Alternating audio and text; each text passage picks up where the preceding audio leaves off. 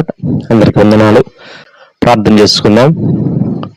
ప్రేమ కలిగిన మా ప్రియ పరలోకమందున్న మా తండ్రి, మహాపరిశుద్ధుడా, గొప్ప దేవ, మహోన్నతుడా యేసయ్య, మీకే స్తుతులు స్తోత్రాలు వందనాలు చెల్లించుకుంటున్నాను. ఆయన స్తుతులకు పాత్రుడవు, ఆరాధనకు యోగ్యుడవు నువ్వు ఒక్కడవే దేవా. అందుని బట్టి మీకు స్తోత్రాలు వందనాలు చెల్లించుకుంటున్నాను. ఆయన అత్యున్నతమైనటువంటి సింహాసనం మీద దేవా, ఆశీయుడైనటువంటి గొప్ప దేవ, మీకే స్తుతులు స్తోత్రాలు వందనాలు చెల్లించుకుంటున్నాను. ఆయన దేవా, మీరు మమ్మల్ని జ్ఞాపకం చేసుకొని దేవా, మీ కృపతో, మీ దయతో, మీ వాత్సల్యంతో నింపుతూ, దినదినం నూతనమైనటువంటి మీ శక్తితో నింపుతూ నడిపిస్తున్నటువంటి మీ విశ్వాస్యత అంతటి కొరకు మీకు స్తోత్రాలు వందనాలు చెల్లించుకుంటున్నాం. దేవా, కృతజ్ఞత హృదయం కలిగినటువంటి వారమై ఇదిగో ప్రభా, మమ్మల్ని మేము తగ్గించుకొని దీనంగా దేవా ప్రభా తండ్రి మీ సన్నిధిలో చేరి దేవా తండ్రి ఈ రీతిగా మరి లైవ్ లో మేము స్తుతించడానికి, గణపరచడానికి దేవా మాకు ఇచ్చినటువంటి ఈ భాగ్యం కొరకు మీ స్తోత్రాలు వందనాలు చెల్లించుకుంటున్నాం. దేవా తండ్రి ప్రభా, మేము పాడుకునే పాటలు మా కొరకు దీవించమని ప్రార్థన చేస్తున్నాం. 1వ కీర్తన చదువుకునే సమయం కూడా మా కొరకు దీవించమని ప్రార్థన చేస్తున్నాం. మీ వాక్కులు, వాగ్దానాలు దేవా ఎత్తిపట్టి దేవా మరి చదివే సమయం అంతటిని మా కొరకు దీవించమని ప్రార్థన చేస్తున్నాం. మీ స్తోత్రాలు దేవా, సమస్త విషయాల కొరకు చూపించండి. అలాగూ మరి తండ్రి నాయన చివరి ప్రార్థన ఆశీర్వాదం వరకు మీ సన్నిధి మాకు తోడుగా ఉంచమని ప్రార్థన చేస్తున్నాం. క్రీస్తు వారి పరిశుద్ధమైన నామములో స్తుతించి ప్రార్థన చేసి అడిగి వేడుకొంచున్నాం పరలోకపు తండ్రి. Amen, amen. సమయంలో ఒక పాట పాడి దేవుని నామాన్ని మహింపడదాం ప్రియులారా. శారోనాత్మ గీతాల నుంచి 238వ పాట పాడుకుందాం.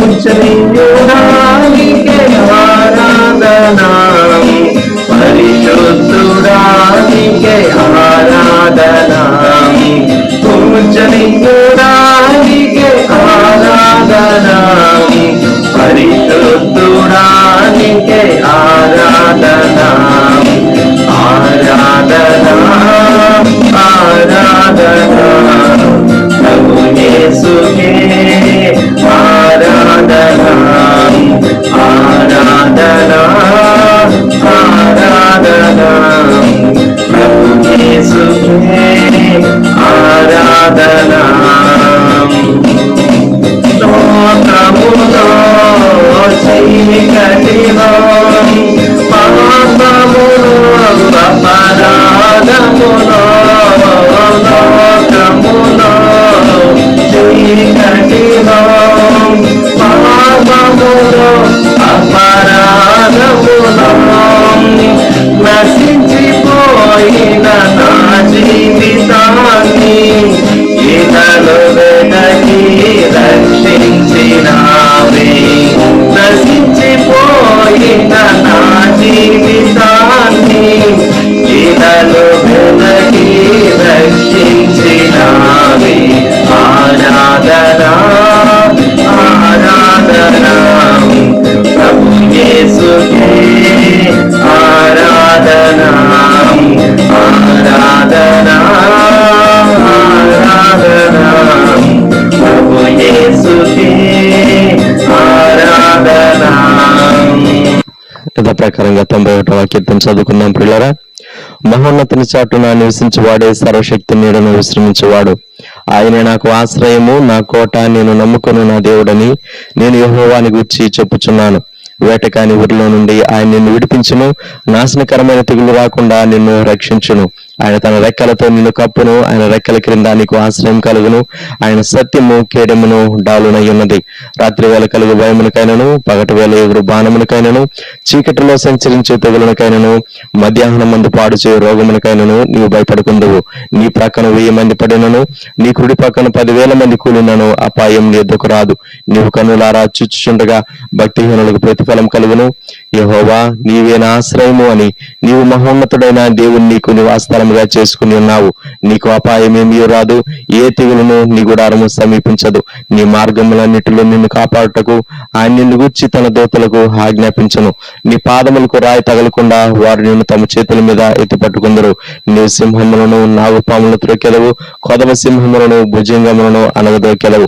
అతడు నన్ను ప్రేమించుచున్నాడు గనుక నేను అతని తప్పించదును. అతడు నా నామం ఎరిగిన వాడు గనుక నేను అతని గనపరచదును. అతడు నాకు మొరపెట్టగా నేను అతనికి ఉత్తరం ఇచ్చేదను. శ్రమలో నేను అతనికి తోడై ఉండదను. అతను విడిపించి అతని గొప్ప చేసేదను. దీర్ఘాయు చేత అతనిని తృప్తిపరచదను. నా రక్షణ అతనికి చూపించదను. ఆమెన్. పాలు బానంటి గారు వచ్చి మనకు దేవుని వాక్యాన్ని అందిస్తారు. ప్రభు యొక్క పరిశుద్ధ నామంలో మీకు అందరికీ శుభములు తెలియజేస్తున్నాను. ఈ ఉదయకాల సమయంలో దేవుని వాక్యాన్ని ధ్యానం చేసుకునక మునుపు ద్వితీయోపదేశకాండము 10వ అధ్యాయం 17వ వచనం చదువుకుందాం. ఏలయనగా నీ దేవుడైన యెహోవా పరమ దేవుడును పరమ ప్రభువునై ఉన్నాడు. ఆయనే మహాదేవుడు, పరాక్రమవంతుడు, భయంకరుడైన దేవుడు. ఆయన నరుల ముఖమును లక్ష్య పెట్టిన వాడు, లంచము పుచ్చుకొనని వాడు. ఇందులోంచి ఒక మాటను మళ్ళా చదువుతాను. ఆయనే మహాదేవుడు, పరాక్రమవంతుడు. ప్రార్థన చేసుకుందాం. పరిశుద్ధ ప్రభా, ప్రేమ గల దేవా, మీకు వందనాలు, స్తుతులు, స్తోత్రాలు నాయన. మిమ్మల్ని ఎంత స్తుతించినా మా ప్రభా మీ పట్ల మా ప్రభా మా తండ్రి మా ఆరాధనా భావాన్ని మేము ఎంత ఎక్కువ చేసుకున్నా తండ్రి అది కేవలము అల్పమైందే అని మేము ఒప్పుకుంటున్నాం. ప్రభా, అంత మహనీయుడువు, గొప్ప దేవుడువు, మహాగణుడువు, మహోన్నతుడువు, మంటి నరులమైన మా పట్ల మహోన్నతమైన ఆలోచనలు కలిగిన దేవుడు, మీకు స్తోత్రాలు. ఉదయకాల సమయంలో మిమ్మల్ని దేవుడుగా కలిగి ఉండే భాగ్యం మాకు ఇచ్చారు. మిమ్మల్ని రక్షకుడుగా గుర్తించే భాగ్యం మాకు ఇచ్చారు. మిమ్మల్ని మా విశ్వాసం కర్తగా మేము మా తండ్రి నాయన మరి కలిగి ఉండి ముందుకు సాగి వెళ్లే కృప మాకు అనుగ్రహిస్తున్నారు. మీకు స్తోత్రాలు. ఇంతవరకు మీ సన్నిధిని అనుభవించే విషయాల్లో మీరు మాకు సహాయం చేశారు.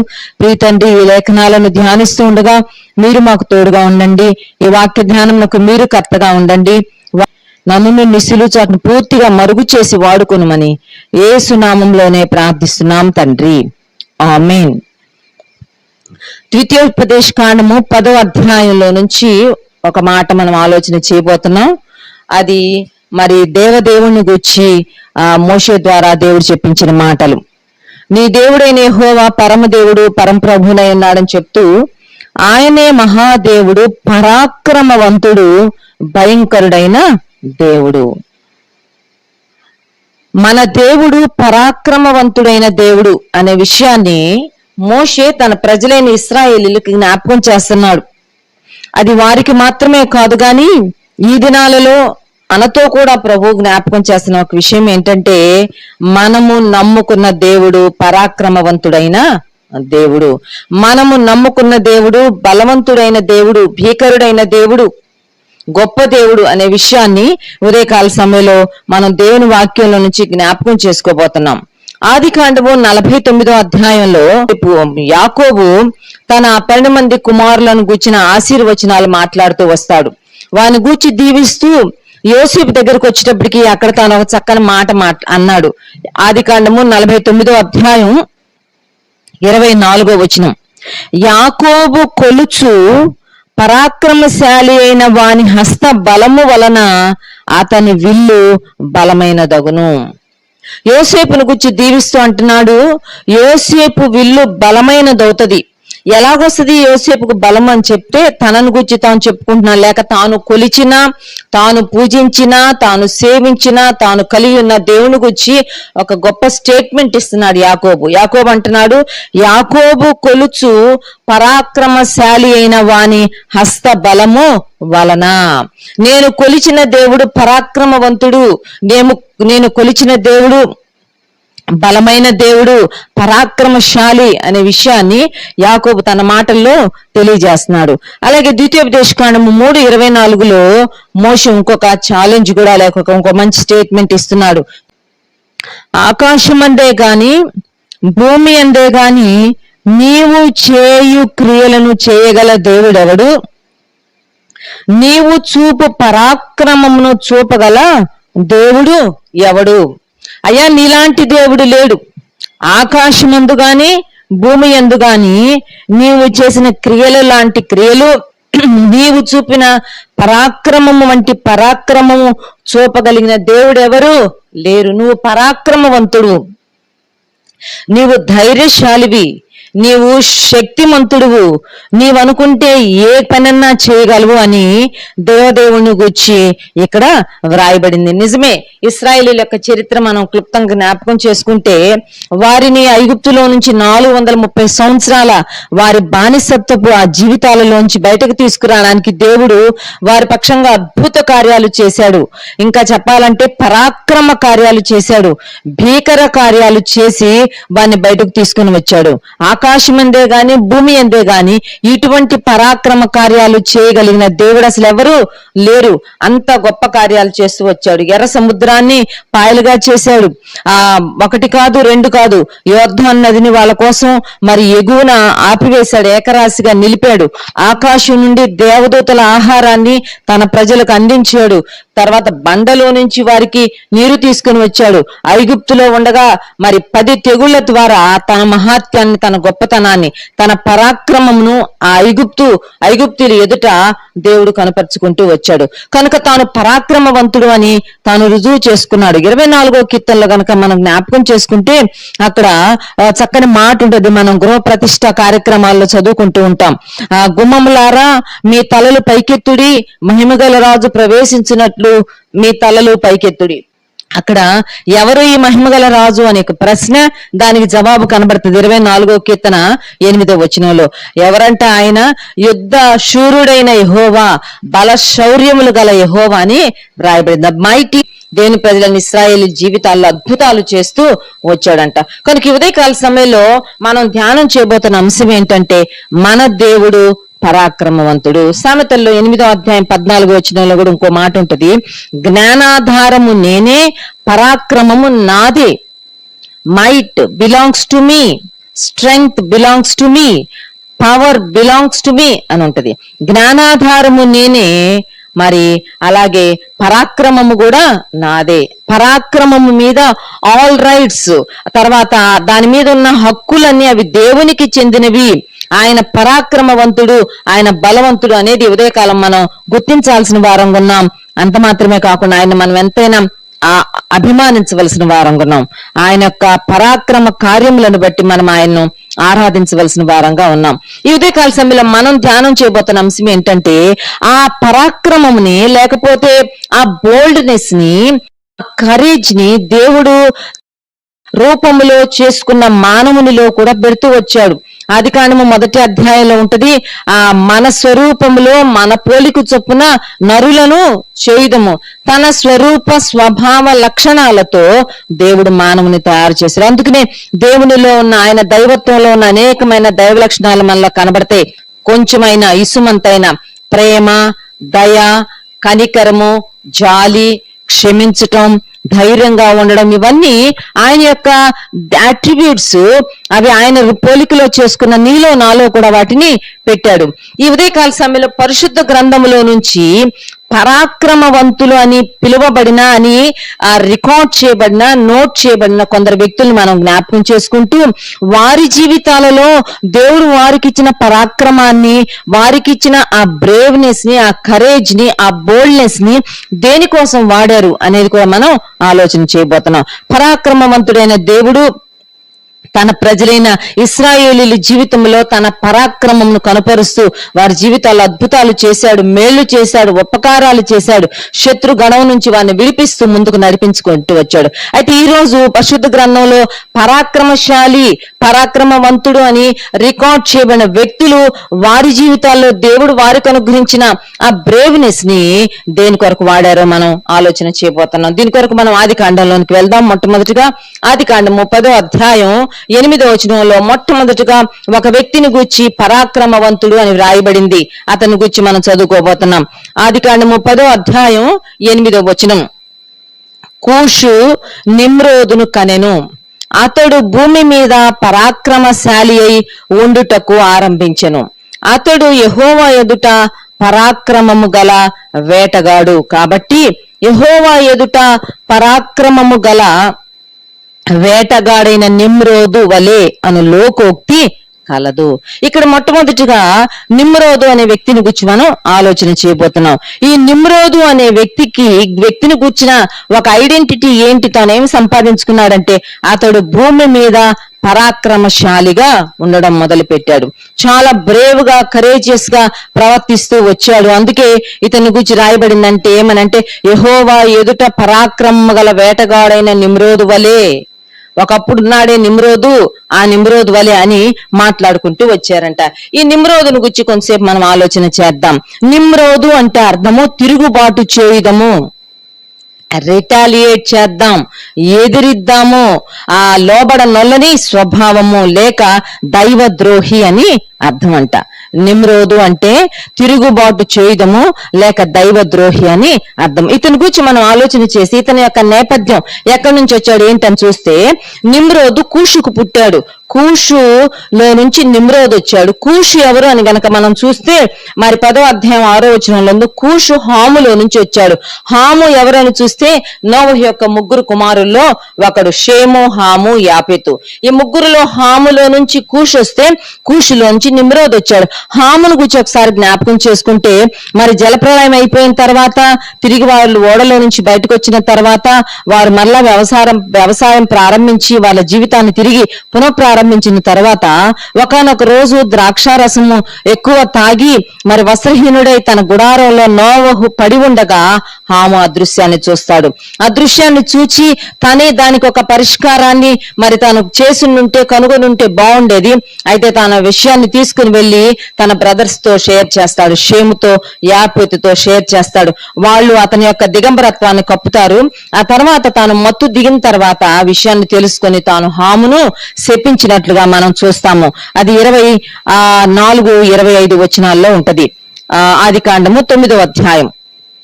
అప్పుడు నోవహు మత్తు నుండి మేలుకొని తన చిన్న కుమారుడు చేసిన దానిని తెలుసుకొని, కనాను శపింపబడిన వాడే తన సహోదరులకు దాసుడగును అనెను. హామును శపించాడు. హామును శపించి నువ్వెప్పటికీ నీ సహోదరులకు దాసుడుగా ఉండిపోవాలి. హాము శపించబడిన వాడు.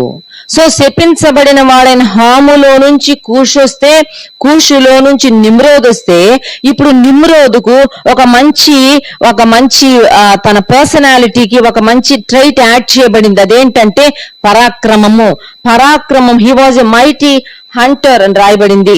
Nimrod who grew to be a mighty warrior on the earth అని రాయబడింది. ఈ భూమి మీద బహుపరాక్రమశాలిగా ఉండుటకు ఆరంభించాడు. భూమి మీద ఉన్న వారిలో ఒక పరాక్రమశాలిగా తాను ఐడెంటిఫై చేయబడ్డాడు.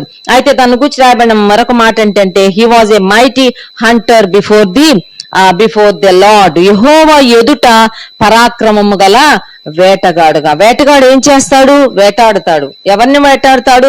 జంతువుల్ని వేటాడుతాడు, పక్షుల్ని వేటాడుతాడు. ఇంకా అతనిలో ఉన్న క్రూరత్వం ఎక్కువైతే మనుషులను కూడా వేటాడుతాడు. నిమ్రోదు తన పరాక్రమాన్ని వేటగాడుగా ఉండడానికి, వేటాడడానికి తాను తన జీవితంలో నిర్ణయించుకున్నట్టుగా మనం చూస్తాం. 123వ కీర్తనలో ఉంటది, వేటగాని పండ్లకు నన్ను అప్పగించలేదు, యెహోవా నాకు తోడై ఉండకపోయుంటే నేను వేటగాని పండ్లకు నేను గురైపోయి ఉండేవాడిని అంటాడు. సో వేటగాడు కీడు చేసేవాడు, హాని చేసేవాడు, ఆ ప్రాణాలు తీసేసేవాడు.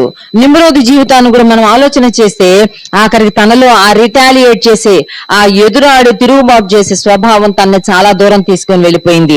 ఇతను తనకు ఒక రాజ్యాన్ని ఏర్పాటు చేసుకున్నాడు. అది ఎక్కడ స్టార్ట్ అయిందంటే 10వ వచనంలో ఉంది. ఆదికాండము 10:10. షీనారు దేశములోని బాబెలు, ఏరెకు, అక్కదు, కల్నే అను పట్టణములు అతని రాజ్యమునకు మొదలు. షీనారు దేశంలోని బాబెలు దగ్గర తన రాజ్యం ప్రారంభమైంది. ఇది 11వ అధ్యాయంలో కూడా ఉంటది.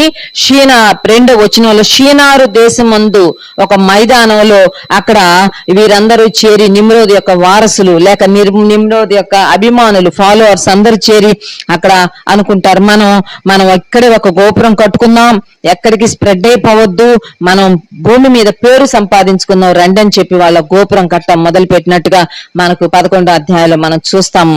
ఆ తర్వాత దేవుడే అక్కడ ప్రజల మధ్యలో వారు మొక్కలతో మాట్లాడుకునేది ఒకరికి అర్థం కాకుండా చేసి వాళ్ళ భాషలు తారుమారు చేసి ఆఖరికి మొత్తానికి వారు అక్కడి నుంచి చెదిరిపోయేటట్లుగా చేశారు. నిమ్రోదు యొక్క నుంచి వచ్చిన ప్రజలు ఎలాంటి మనసు కలిగి ఉన్నారంటే, పేరు సంపాదించుకుందాము, లెట్ us బికమ్ ఫేమస్, మనము ఫేమస్ అవుదాము, నాకు పరాక్రమము ఇచ్చిన నా దేవుణ్ణి నా ప్రసిద్ధి చేద్దాము, నా దేవునికి ఖ్యాతి తెద్దాము అని లేదు. కానీ దైవద్రోహిగా నిమ్రోదు యొక్క వారసులు ఏమనుకున్నారంటే, మనము పేరు సంపాదించుకుందాము రెండని చెప్పి అక్కడ ఒక గోపురాన్ని కట్టడానికి పూనుకున్నారు. ఆ స్థలానికే బాబెలు అని పేరు పెట్టబడింది. అందుకే షీనారు దేశంలోని బాబెలు దగ్గర అతని రాజ్యము ప్రారంభమైందంట.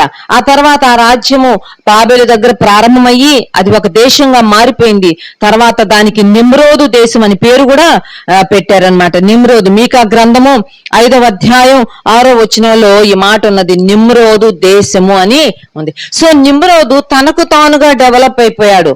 తనకు తానుగా తన పరాక్రమాన్ని, తన యొక్క శూరత్వాన్ని ఆధారంగా చేసుకుని, ఆసరాగా చేసుకుని తాను డెవలప్ అయ్యి తాను దేవునికి విరోధంగా, ఇంకా ఒక మాటలో చెప్పాలంటే అసలు తను ఎలాగో కన్సిడర్ చేయబడ్డాడంటే ఆఖరికి Nimrod was considered as the founder of the great godless Babylonian umpire.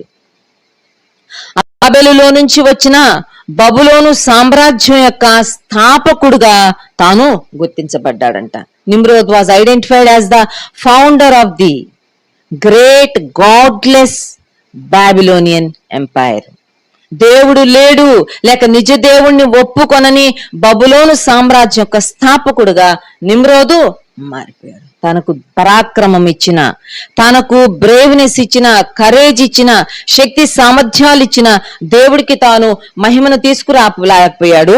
దేవుని కోసం తాను జీవించలేకపోయాడు. కానీ ఆఖరికి తాను ఒక బబులోను సామ్రాజ్యానికి స్థాపకుడుగా మారిపోయాడు. ఆ బబులోను సామ్రాజ్యమే ఆ తర్వాత ఇశ్రాయేలీలను ఎన్నో రకాలుగా మరి ఇబ్బంది పెట్టి దాసత్వంలోకి తీసుకుని వెళ్లి నష్టపెట్టిన సామ్రాజ్యంగా కూడా మనం చరిత్రను జ్ఞాపకం చేసుకుంటే తెలుస్తుంది. కనుక ఇక్కడ నిమ్రోదు తనకు ఇవ్వబడిన పరాక్రమము, దేవుని ద్వారా తాను పొందిన ఈ గొప్ప లక్షణాన్ని తాను దేవుని కోసం వాడలేకపోయాడు, దేవుని మహిమ కోసం వాడలేకపోయాడు, దేవుని చిత్తం కోసం వాడలేకపోయాడు. తన ఇష్టం కోసం, తన ఈగోను సాటిస్ఫై చేసుకోవడానికి, తన ఐడెంటిటీని డెవలప్ చేసుకోవడానికి తాను వాడుకొని తాను శాస్త్రంగా నష్టపోయినట్టుగా మనం చూస్తాం. ఎలా చెప్పొచ్చు అని కనుక మనం చూస్తే ఇర్మియా 50వ అధ్యాయంలో 51వ అధ్యాయంలో బబులోను గురించి ప్రవచించబడింది. ఇంకా చెప్పుకోవాలంటే ప్రకటన గ్రంథంలోకి వస్తే 16వ అధ్యాయం, 17వ అధ్యాయం, 18వ అధ్యాయంలో నిమ్రోదు స్థాపకుడుగా ఉండి స్థాపించిన బబులోను పట్టణం యొక్క మరి ఆ యొక్క ముగింపు ఎలాగుందో అక్కడ వ్రాయబడింది. పరాక్రమవంతుడుగా ప్రారంభమైన నిమ్రోదు ఒక రాజ్యంగా మారి, ఒక సామ్రాజ్యంగా మారి ఆఖరికి ఆ బబులోను పట్టణం చాలా దుస్థితిలో మిగిలిపోయినట్లుగా మనం చూస్తాం. చూడండి, సామెతల గ్రంథం 16వ అధ్యాయంలో ఒక మాట మనకి జ్ఞాపకం చేసుకుందాం మనం ఈ సమయంలో. 16వ అధ్యాయం 18వ వచనంలో, నాశనమునకు ముందు గర్వము నడుచును, పడిపోవుటకు ముందు అహంకారమైన మనస్సు నడుచును. నాశనమునకు ముందు గర్వము నడుచును. దేవుడు తనకిచ్చిన పరాక్రమమును బట్టి తాను గర్వించాడు. తనను తాను గొప్ప చేసుకోవాలనుకున్నాడు. ఆఖరికి తన నాశనం అయిపోయాడండి. నేను రిఫరెన్స్లు చెప్తాను, మీరు తర్వాత వాటిని చదువుకోవడానికి ప్రయత్నం చేయండి. ఇర్మియా గ్రంథంలో 2 మాటలు రాయబడినాయి, 2 ప్రవచనాలు రాయబడినాయి బబులోను పట్టణాన్ని గురించి. ఇర్మియా గ్రంథము 50వ అధ్యాయం 34వ వచనం, అలాగే ఇర్మియా గ్రంథం 51వ అధ్యాయం 61, 62 వచనాల్లో బబులోను యొక్క ముగింపు ఎలాగుందో ఇర్మియా ప్రవక్త ద్వారా దేవుడు ప్రవచించాడు. ప్రకటన గ్రంథంలో మాత్రం మనం చదువుదాం. ప్రకటన గ్రంథము 16వ అధ్యాయం, 16వ అధ్యాయం, 17వ అధ్యాయం, 13 అధ్యాయాలలో బబులోను యొక్క దుస్థితి లేక నిమ్రోదు దేనికి ఫౌండర్ గా ఉండి డెవలప్ చేశాడో ఆ బబులోను పట్టణము, ఆ బబులోను సామ్రాజ్యం ఏమైపోబోతుందో ముగింపులో ప్రకటన గ్రంథంలో రాయబడింది. 16వ అధ్యాయం 19వ వచనం, ప్రసిద్ధమైన మహాపట్టణము 3 భాగములాయెను, అన్యజనుల పట్టణములు కూలిపోయెను, తన తీక్ష్ణమైన ఉగ్రత అను మద్యము గల పాత్రను బబులోనునకు ఇయ్యవలెనని దానిని దేవుని సముఖమందు జ్ఞాపకము చేసిరి. దేవుని సముఖమందు బబులోనును జ్ఞాపకం చేశారంట. ఏమని జ్ఞాపకం చేశారంటే, బబులోనికి దేవుని యొక్క తీక్ష్ణమైన ఉగ్రత అనే ఒక పాత్రను తాగించండి. దేవుని యొక్క తీక్ష్ణమైన ఉగ్రతకు బబులోను పట్టణం నిర్ణయించబడింది, బబులోను పట్టణం నిర్దేశించబడింది. కారణం ఏంటంటే, దాని యొక్క స్థాపకుడైన ఫౌండర్ అయిన నిమ్రోద్ యొక్క ప్రారంభం, అతని మనసు, అతని వ్యక్తిత్వం సరిగా లేదు గనక అతనిలో నుంచి వచ్చిన రాజ్యము ఆఖరికి దేవుని యొక్క ఉగ్రతకు గురైంది. 17వ అధ్యాయం చూడండి. 17వ అధ్యాయంలో ప్రకటన గ్రంథం 17వ అధ్యాయం 5వ వచనం చదువుతాను నేను. అక్కడ ఏమని రాయబడిందంటే 5వ వచనం, దాని నొసట దాని పేరు ఇలాగ వ్రాయబడి ఉండెను, మర్మము వేశ్యలకును భూమిలోని ఏహ్యమైన వాటికి తల్లి అయిన మహాబబులోను. ఈ బబులోను ఎలాగ తయారైందంటే, ఏహ్యమైన వాటికి, భూమి మీద అసహ్యమైన వాటి అన్నిటికీ తల్లి. అంటే మనం గ్రహించాల్సిన విషయం ఏంటంటే, ఏహ్యమైన కార్యాలు, హేయమైన కార్యాలు, అసహ్యమైన కార్యాలు, నీచమైన కార్యాలు ఎవరన్నా చేస్తున్నారు అంటే, ఎవరికన్నా వాటి మీద ఒక అట్రాక్షన్, ఒక ఎఫినిటీ ఏర్పడుతుంది అంటే వాళ్ళు బబులోనును ఆశిస్తున్నట్టు, బబులోను యొక్క మనస్తత్వాన్ని, నిమ్రోద్ యొక్క మనస్తత్వాన్ని వాళ్ళు సంతరించుకుంటున్నట్టు. బబులోను అది ఏహ్యమైన వాటికి, అసహ్యమైన వాటికి తల్లి అని ఐడెంటిఫై చేయబడింది. 17వ అధ్యాయం 18వ అధ్యాయంలో దానికి జరగబోతున్న దుస్థితి, ఎట్ ది ఎండ్ అదేం అవ్వబోతుందో చాలా ఘోరంగా వ్రాయబడింది. ఒక మాట 18:2 కూడా చదువుతాను. అతడు గొప్ప స్వరంతో ఆర్భటించి ఇట్లనెను, మహాబబులోను కూలిపోయెను, అది దెయ్యములకు నివాస స్థలము, ప్రతి అపవిత్రాత్మకు ఉనికి పట్టు, అపవిత్రమును అసహ్యమునైన ప్రతి పక్షికి ఉనికి పట్టు ఆయన. మహాబబులోను కూలిపోబోతుంది, కాలిపోబోతుంది, సర్వనాశనం కాబోతుంది. ఎందుకంటే ప్రతి చెడ్డదానికి అది ఉనికి పట్టుగా ఉన్నది. ఇదే కాలం మొట్టమొదటి విషయంగా నిమ్రోదును మనం జ్ఞాపకం చేసుకుంటున్నాం. పరాక్రమశాలిగా భూమి మీద ఉన్న వారందరిలో మొట్టమొదటిగా పరాక్రమవంతుడిగా ఐడెంటిఫై చేయబడిన నిమ్రోదు ఆఖరికి ఏమైపోయాడంటే, తన పరాక్రమాన్ని, తన శక్తి సామర్థ్యాలు, తన ఎబిలిటీస్ ని, తన క్యాపబిలిటీస్ ని దేవుని కోసం, దేవుని రాజ్య వ్యాప్తి కోసం వాడనందుకు కూలిపోయాడు, కాలిపోయాడు, నష్టపోయాడు. కనుక మనం జ్ఞాపకం పెట్టుకుందాం, what ever God gives to you, దేవుడు నీకేమిచ్చాడు, ఏ సామర్థ్యం నీకు ఇచ్చాడు, ఏ టాలెంట్ నీకు ఇచ్చాడో, ఏ వరము నీకు ఇచ్చాడో, దానిని నీవు నేను దేవుని కోసం వాడాలి. ఆ అవేర్నెస్, ఆ యొక్క అవగాహన మనం కలిగి ఉండాలనేది నిమ్రోది జీవితం మనకు హెచ్చరికగా ఉంది. 2వ అంశంలోకి వెళ్దాము. 2వ రాజుల గ్రంథం 5వ అధ్యాయంలో మరొక వ్యక్తిని గూర్చి పరాక్రమశాలి అని వ్రాయబడింది. 2వ రాజుల గ్రంథము 5వ అధ్యాయం 1వ వచనం, సిరియా రాజు సైన్యాధిపతి అయిన నయమాను ఉండెను, అతని చేత యెహోవాయే సిరియా దేశమునకు జయము కలుగజేసి ఉండెను గనుక అతడు తన యజమానుని దృష్టికి గనుడై దయ పొందిన వాడాయను. అతడు మహాపరాక్రమశాలి అయి ఉండెను గాని అతడు కుష్ఠరోగి. అతడు మహాపరాక్రమశాలి అయి ఉండెను. చాలా పరాక్రమశాలిగా నయమాను గుర్తింపబడ్డాడు.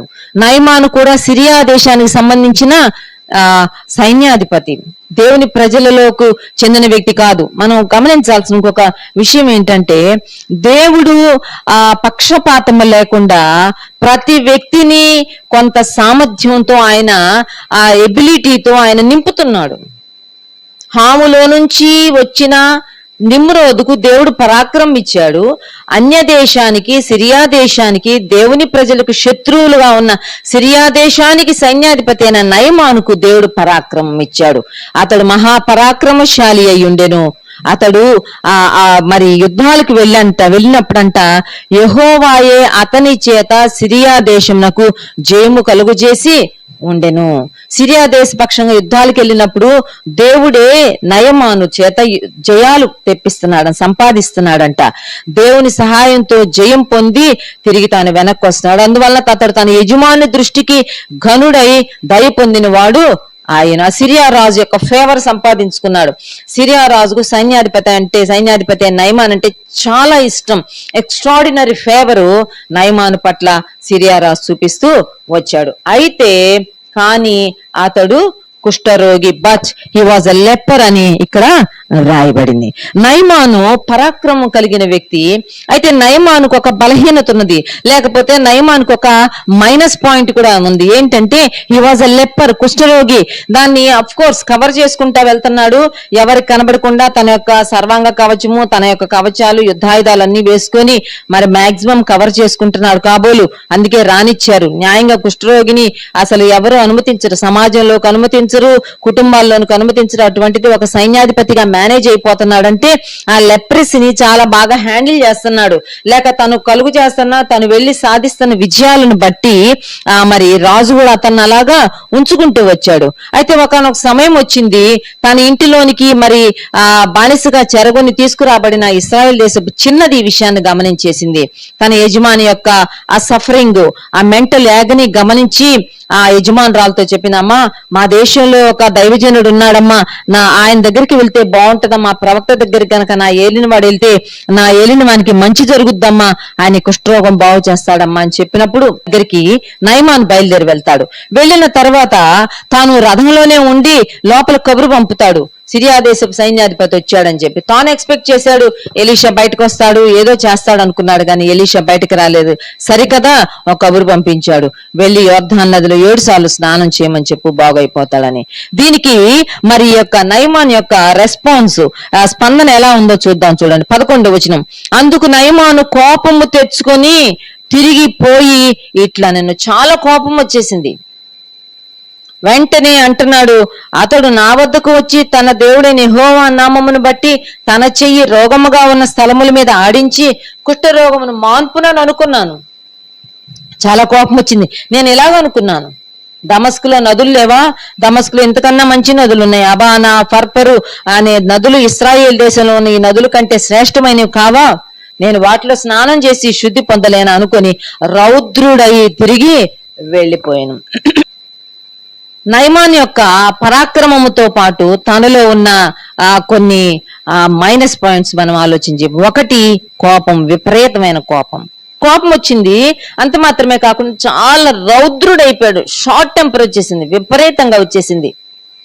గర్వపు మాటలు కూడా మాట్లాడాడు, చాలా గర్వంతో మాట్లాడాడు. మనం ఇందాక నిమ్రోదుని గురించి మాట్లాడుకున్నప్పుడు కూడా అదే గుర్తు చేసుకున్నాం. నిమ్రోదు చాలా గర్వానికి ప్రతీకగా మిగిలిపోయాడు, ఆఖరికి తను నష్టపోయాడు. ఇక్కడ నయమాను జీవితంలో కూడా గర్వాన్ని చూస్తాం. చాలా విపరీతంగా మాట్లాడుతున్నాడు. నేను వస్తే నా రథం దగ్గరకు వస్తాడు అనుకున్నాను, తన చెయ్యి నా గాయాల మీద కదిపిస్తాడా, ఇలా ఆడిస్తాడు అనుకున్నాను. అలా చేయకుండా అక్కడే ఉండి మాట్లాడుతున్నాడా, మా దేశంలో లేవా నదులు, అంతకన్నా ఇది శ్రేష్టమైనదా అని మాట్లాడాడు. గర్వపు మాటలు, గర్వం. తన పరాక్రమము తనకు అక్కరకు రాలేదు, తన గర్వపు మాటలు తనకు అడ్డొచ్చినాయి, తన రౌద్రం, తన కోపం తనకు అడ్డొచ్చింది. రథం తిప్పుకుని వెనక్కి వెళ్ళిపోబోతున్నాడు. అటువంటి సమయంలో తన పనివారిలో ఒకడు అంటాడు, నా ఏలినవాడా, నీవు ఆ ప్రవక్త 13వ వచనంలో ఇంకేదైనా గొప్ప కార్యం నియమిస్తే నువ్వు చెయ్యవా? ఏదైనా చెప్పుంటే చేసేవాడు కదా. అయితే ఆయన స్నానం చేసి శుద్ధుడు అని కమ్మన్నాడు, దానికంటే మేలే కదా, చిన్న పనే కదా ఇది చెప్పాడు, వెళ్ళి చేద్దామన్నప్పుడు అప్పుడు తాను కూల్ డౌన్ అయ్యి అతడు పోయి దైవజనులు చెప్పినట్లు యోర్దాను నదిలో 7 మార్లు మునగ్గా అతని దేహము పసిపిల్ల దేహము వలె అతడు శుద్ధుడు ఆయన. పరాక్రమము, నయమాను యొక్క పరాక్రమము నయమానుకు అక్కడికి రాలేదు. కానీ సామెతల గ్రంథం 16వ అధ్యాయం 32వ వచనంలో ఒక మాట రాయబడింది. చూడండి 16:32. పరాక్రమశాలి కంటే దీర్ఘశాంతము గలవాడు శ్రేష్ఠుడు, పట్టణము పట్టుకొని వాని కంటే తన మనస్సును స్వాధీనపరచుకొని వాడు శ్రేష్ఠుడు. పరాక్రమశాలి కంటే, పట్టణము పట్టుకొని వాని కంటే దీర్ఘశాంతము గలవాడు తన మనస్సును స్వాధీనపరచుకొని వాడు శ్రేష్ఠుడు. ఎప్పుడైతే తన పనివాడు చెప్పాడో వెంటనే తాను కూల్ డౌన్ అయిపోయాడు, తనను తాను కంట్రోల్లోకి తెచ్చుకొని అన్నాడు, సరే వెళ్దామని చెప్పి వెళ్లి యోర్దాను నదిలో తాను మునిగాడు 7 మార్లు. తను తిరిగి ఆరోగ్యాన్ని ఇక్కడ నయమాన్ జీవితంలో మనం గమనించే విషయం ఏంటంటే, నయమాన్ యొక్క పరాక్రమము పరుల కొరకే పనికొస్తా వచ్చింది, తన రాజు కొరకే, తన రాజ్యం కొరకే పనికొచ్చింది, తనకు పనికి రాలేదు, తనకు మేలు చేయలేకపోయింది. అయితే ఎప్పుడైతే తన పరాక్రమానికి ఒక దీర్ఘశాంతం అనేది, ఒక నిగ్రహం అనేది, ఒక స్వస్థ బుద్ధి అనేది యాడ్ అయిందో అప్పుడు నయమాను జీవితానికి ఒక ఆశీర్వాదం కూడా యాడ్ అయిందనే విషయాన్ని మనం ఈ ఉదయకాల సమయంలో గ్రహించాల్సిన వారంగా ఉన్నాం. అంత మాత్రమే కాకుండా తన పరాక్రమము తన యజమానుని దృష్టిలో తనకు ఫేవర్ సంపాదించి పెట్టింది గాని తన యొక్క దీర్ఘశాంతము యొక్క దయను తాను పొందేటట్లుగా చేసింది. అన్యుడైన తాను ఇశ్రాయేలు దేవుని యెహోవా యొక్క ఫేవర్ సంపాదించుకోవడానికి కుష్టు మానిపోయి పసిపిల్లవాని దేహంలాగా తన దేహం మారిపోయి సంతోషంగా తాను తిరిగి తన దేశానికి వెళ్ళడానికి గల కారణం ఏంటంటే తన యొక్క స్వస్థ బుద్ధి, తన యొక్క దీర్ఘశాంతం. ఉదయకాల సమయంలో ప్రభు మనతో మాట్లాడుతున్నాడు. దేవుడు మనలో ఉంచిన ఆ ఇన్బార్న్ టాలెంట్స్ పుట్టుకతోనే దేవుడు ప్రతి మానవునికి ఎంతో కొంత సామర్థ్యాన్ని పెట్టాడు. కొంతమంది చాలా చక్కగా పాడగలరు, చక్కగా డ్రా చేయగలరు, చక్కగా మాట్లాడగలరు. రకరకాల సామర్థ్యాలు దేవుడించాడు. వాళ్ళు ఎదుగుతూ ఉండగా మనకు అర్థమవుద్ది, పిల్లలు పెద్దోళ్ళు అవుతూ ఉండగా మనకు అర్థమవుద్ది దేవుడు ఈ బిడ్డను ఇటువంటి ప్రత్యేకమైన ఆ విధానంలో అలంకరించాడు, ఆశీర్వదించాడు అనేది మనకు అర్థమవుతూ ఉంటది. ఈ యొక్క నిమ్రోదుకు కూడా దేవుడు తన ఉచితమైన కృపలో పరాక్రమం అనే టాలెంట్ ఇచ్చాడు, నయమానుకు కూడా ఇచ్చాడు. ఆ పరాక్రమము పరులకు మాత్రమే కాదు గాని ఆ పరాక్రమము తనకు ప్రయోజనకరంగా ఎప్పుడు మారిందంటే తన్ను తాను కంట్రోల్ చేసుకున్నప్పుడు. Controlled temperament is very very important. మన టెంపర్మెంట్ ని, మన మనస్తత్వాన్ని, మన మనసును, మన బుద్ధిని మనం మన స్వాధీనంలోనికి తెచ్చుకోవాల్సిన వారంగా ఉన్నాము. 2 తిమోతి పత్రిక 1వ అధ్యాయం 7వ వచనంలో పౌలు గారు అంటాడు, తిమోతి, దేవుడు మనకి పిరికితనము గల ఆత్మను ఇయ్యలేదు గాని శక్తియు, ప్రేమయు, ఇంద్రియ నిగ్రహము గల ఆత్మనిచ్చాడు, ధైర్యము కలిగిన ఆత్మ ఇచ్చాడు, స్వస్థ బుద్ధి గల ఆత్మను ఇచ్చాడు. We need to be courageous, we need to be brave, we need to be bold అని పౌలు తిమోతికి జ్ఞాపకం చేస్తున్నాడు. దేవుడు మనకిచ్చిన ఆ బోల్డ్నెస్ ని మనం మనకు ప్రయోజనకరంగా మార్చుకోవాలి. ఎన్నో ఎగ్జాంపుల్స్ మన చుట్టూరా ప్రతి మానవుల్లో దేవుడు పెట్టాడు. ధైర్యం అనేది పెట్టాడు, పరాక్రమము, బోల్డ్నెస్, బ్రేవ్నెస్, కరేజ్ అనేది పెట్టాడు. దాన్ని మనం వాడుకోవాల్సిన వారంగా ఉన్నాం. దానిని మనము ఇంకను వృద్ధిలోనికి ప్రజ్వలింప చేసుకోవాల్సిన వారంగా ఉన్నాం. నయమాను కొద్దిలో నష్టపోయి ఉండేవాడు, కానీ ఎప్పుడైతే తాను మరి కంట్రోల్ చేసుకున్నాడో, తన వశంలోకి తాను వచ్చాడో, వెంటనే తాను మేలు పొంది తిరిగి తన దేశానికి సంతోషంగా వెళ్ళినట్టుగా మనం చూస్తాం. 3వ వ్యక్తిని నేను జ్ఞాపకం చేస్తాను. ఈ వ్యక్తిని గురించి కూడా పరాక్రమశాలి అని వ్రాయబడింది. న్యాయాధిపతుల గ్రంథము 11వ అధ్యాయం 1వ వచనం. వాడైన యెఫ్తా పరాక్రమము గల బలాఢ్యుడు, అతడు వేశ్య కుమారుడు గిలాదు యెఫ్తాను కనెను. గిలాదు యెఫ్తాను గురించి కూడా మనం ఆలోచన చేస్తే యెఫ్తాను గురించి ఇవ్వబడిన ఒక కంప్లీట్ స్టేట్మెంట్ ఏంటంటే, యెఫ్తాను గురించి ఇవ్వబడిన ఒక ఫస్ట్ అండ్ ఫార్మోస్ట్ స్టేట్మెంట్ ఏంటంటే, యెఫ్తా, గిలాదు వాడైన యెఫ్తా పరాక్రమము గల బలాఢ్యుడు. యెఫ్తా ఎవరికి పుట్టాడు, యెఫ్తా తల్లి ఎవరు, యెఫ్తా ఇవేమి చెప్పకు మునిపే పరిశుద్ధాత్మ దేవుడు రాయించిన మాట ఏంటంటే, యెఫ్తా పరాక్రమము గల బలాఢ్యుడు, ఏ మైటీ వారియర్. మంచి పరాక్రమం కలిగిన బలాఢ్యుడు, బలవంతుడు. దేవుడు యెఫ్తాను అలా పుట్టించాడు. మనం కొంతమంది పిల్లల్ని చూస్తుంటాము, వాళ్ళు పుట్టుకతోనే they will be very strong. వాళ్ళ ఫ్యామిలీలో ఎవరంత బలవంతులు లేకపోవచ్చు, లేకపోతే వాళ్ళ మదర్ అంత స్ట్రాంగ్ గా ఉండకపోవచ్చు. ఏవి ఎలాగున్నా గానీ కొంతమంది పుట్టుకతోనే చాలా స్ట్రాంగ్ గా, తర్వాత కూడా అలాగే అదే బలంతో ముందుకు వెళ్ళిపోతారు. అది దేవుడిచ్చిన ఒక వరము, దేవుడిచ్చిన ఒక ట్రైట్. యెఫ్తాను గురించి రాయబడిన మాట, యెఫ్తా పరాక్రమం గల బలాఢ్యుడు, అది దేవుడు ఇచ్చాడు తనకి. అయితే యెఫ్తా జీవితంలో కూడా మనం కొంచెం గ్రహించాల్సిన వారంగా ఉన్నాం. యెఫ్తా జీవితంలో నుంచి కూడా మనం కొన్ని విషయాలు నేర్చుకోవచ్చు. యెఫ్తా యొక్క తండ్రి పేరు గిలాదు, లేకపోతే గిలాదు వాడైన గిలాదుకు సంబంధించిన వ్యక్తిని, ఆ వ్యక్తి యొక్క కుమారుడు. యెఫ్తా తల్లి ఒక వేశ్య. అంటే ఈ యెఫ్తా తండ్రి అనే గిలాదుకు భార్య ఉన్నది, కుమారులు ఉన్నారు. కానీ గిలాదు ఇష్టపడి ఒక వేశ్య ద్వారా యెఫ్తాను కన్నాడు. ఆ తర్వాత ఈ అబ్బాయిని మిగిలిన బ్రదర్స్ తమ ఇంట్లోకి రానిలేదు, తమతో సమానంగా కన్సిడర్ చేయలేదు, చాలా హెరాస్ చేశారు, భయంకరంగా నీచంగా మాట్లాడుతూ వచ్చారు, తోలనాడుతూ వచ్చారు. తాను ఒక వేశ్య కుమారుడుగా పుట్టడానికి తాను కారకుడు కాదు కదా, తన పుట్టుకకు తను కారకుడు కాదు కదా. కనుక for no reason he was very much threatened, భయపెట్టబడ్డాడు, నీచంగా ట్రీట్ చేయబడ్డాడు. ఆ పరిస్థితుల్లో తాను వాళ్ళ మధ్య ఉండలేక తాను పారిపోతాడు. ఆ 3వ వచనంలో ఉంటది, యెఫ్తా తన సహోదరుల యొద్ద నుండి పారిపోయి దూరంగా వెళ్ళిపోతారు. టోబు దేశానికి వెళ్ళిపోయి అక్కడ తాను నివసిస్తా వస్తాడు. టోబు దేశంలో ఉంటాడు.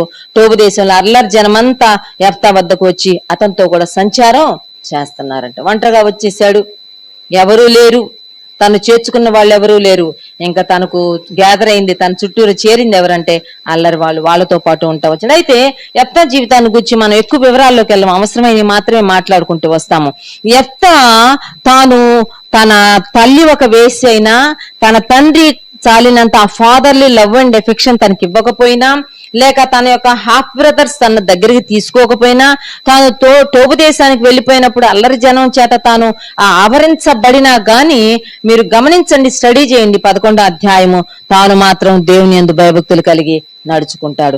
తనకు పరాక్రమము కలుగ చేసిన దేవుణ్ణి తన జీవితంలో తాను ఐడెంటిఫై చేస్తూ వస్తాడు. మీరు ఇదంతా చదువుకుంటా వెళ్తే చాలా చక్కగా యెఫ్తా మాట్లాడినట్టుగా మాట్లాడాల్సినప్పుడు మాట్లాడతాడు, ప్రవర్తించవలసినప్పుడు ప్రవర్తిస్తాడు.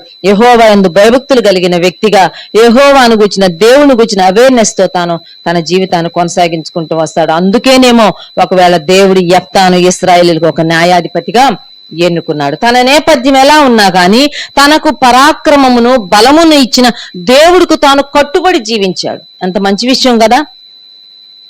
అదే సంసోను గుర్తు చేసుకుంటే, సంసోను కడుపులో ఉండగానే దేవుడు చెప్పాడు, అమ్మా నాజీరు చేయబడిన చెయ్యి నీ కొడుకును ప్రత్యేకంగా ఉంచు, ఫిలిస్తీన్ల చేతిలో నుంచి విడిపించడానికి ఇదిగో నీకు ఈ కొడుకుని ఇస్తున్నాను, అతని తల మీద క్షౌరపు కత్తి వేయకూడదు, నువ్వు వెంట్రుకలు క్షౌరం చేయించకూడదని చెప్పాడు.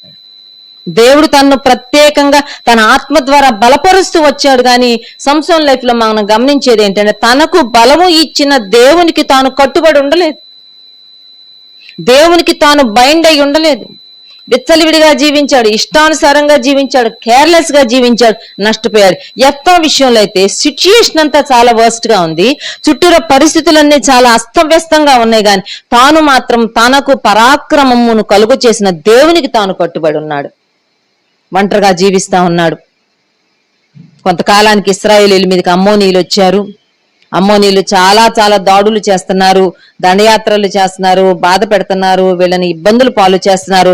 వీళ్ళలో సరైన వ్యక్తి లేరు, వీళ్ళకి లీడింగ్ తీసుకొని వీళ్ళ పక్షంగా యుద్ధం చేసి అమ్మోనీయుల చేతుల నుంచి వీళ్ళు విడిపించేవారు ఎవ్వరు లేరు. అప్పుడు వీళ్ళకి యెఫ్తా గుర్తొచ్చాడు.